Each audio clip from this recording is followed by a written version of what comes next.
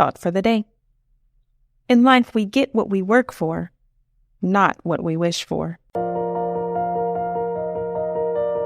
Welcome to 7 Minutes for Yourself. I'm Christina Aina, and I'm so glad you've joined me for what I believe will be 7 of the most enriching minutes of your day. Let's take this time to reconnect with ourselves and improve our well-being. In today's episode of 7 Minutes for Yourself, we are learning how to access the rewards that come from effort. Have a listen. Hard work is hard. Generally, most people don't like working hard. Some people do, but most people work hard in order to achieve some end goal. End goals are terrific and rewards are terrific, whether or not they are monetary, social, or any kind.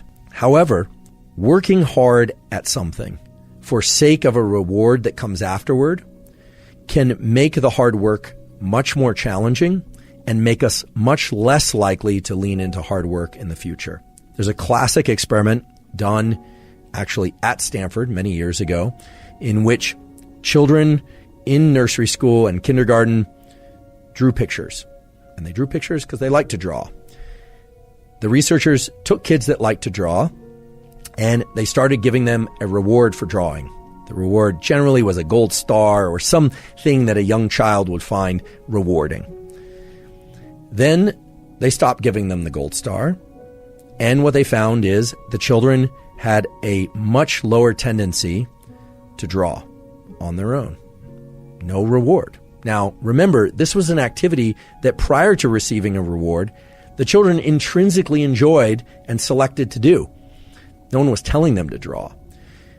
What this relates to is so-called intrinsic versus extrinsic reinforcement.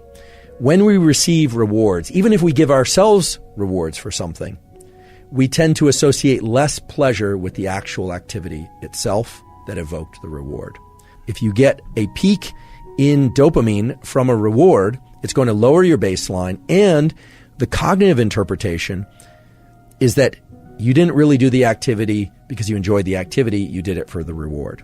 Now, this is the antithesis of growth mindset. My colleague at Stanford, Carol Dweck, as many of you know, has come up with this incredible theory and principle, and it actually goes beyond theory and principle, called growth mindset, which is this striving to be better, to be in this mindset of I'm not there yet, but striving itself is the end goal. And that, of course, delivers you to tremendous performance. It's been observed over and over and over again that people that have growth mindset end up performing very well because they're focused on the effort itself. And all of us can cultivate growth mindset. The neural mechanism of cultivating growth mindset involves learning to access the rewards from effort and doing.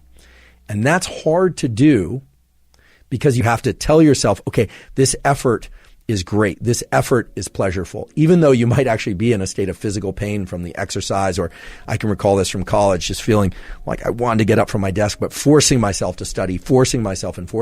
What you find over time is that you can evoke dopamine release from the friction and the challenge that you happen to be in. You completely eliminate the ability to generate those circuits and the rewarding process of being able to reward friction while in effort if you are focused only on the goal that comes at the end. So if you say, oh, I'm going to do this very hard thing and I'm going to push and push and push and push for that end goal that comes later, not only do you enjoy the process of what you're doing less, you actually make it more painful while you're engaging in it.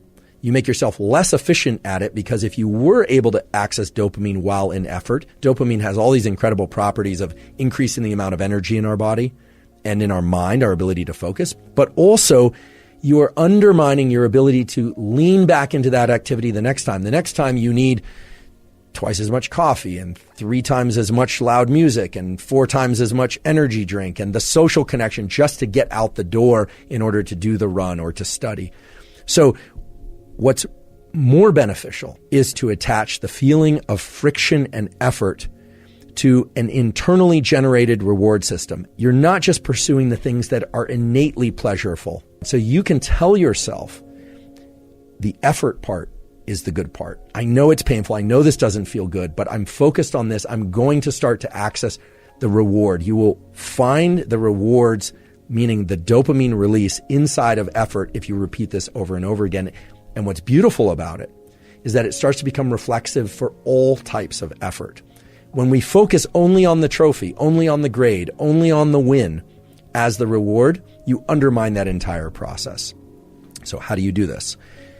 You do this in those moments of the most intense friction.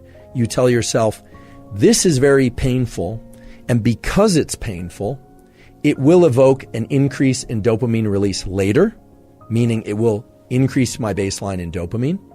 But you also have to tell yourself that in that moment, you are doing it by choice and you're doing it because you love it. And I know that sounds like lying to yourself, and in some ways it is lying to yourself, but it's lying to yourself in the context of a truth, which is that you want it to feel better. You want it to feel even pleasurable. Now, this is very far and away different from thinking about the reward that comes at the end, the hot fudge sundae for after you cross the finish line. And you can replace hot fudge sundae with whatever reward happens to be appealing to you. We revere people who are capable of doing what I'm describing. That concludes today's episode of 7 Minutes for Yourself. Please take a moment to rate and review the show on Apple Podcasts. Today and every day with your kiddo is a gift. Enjoy it. Thanks for tuning in.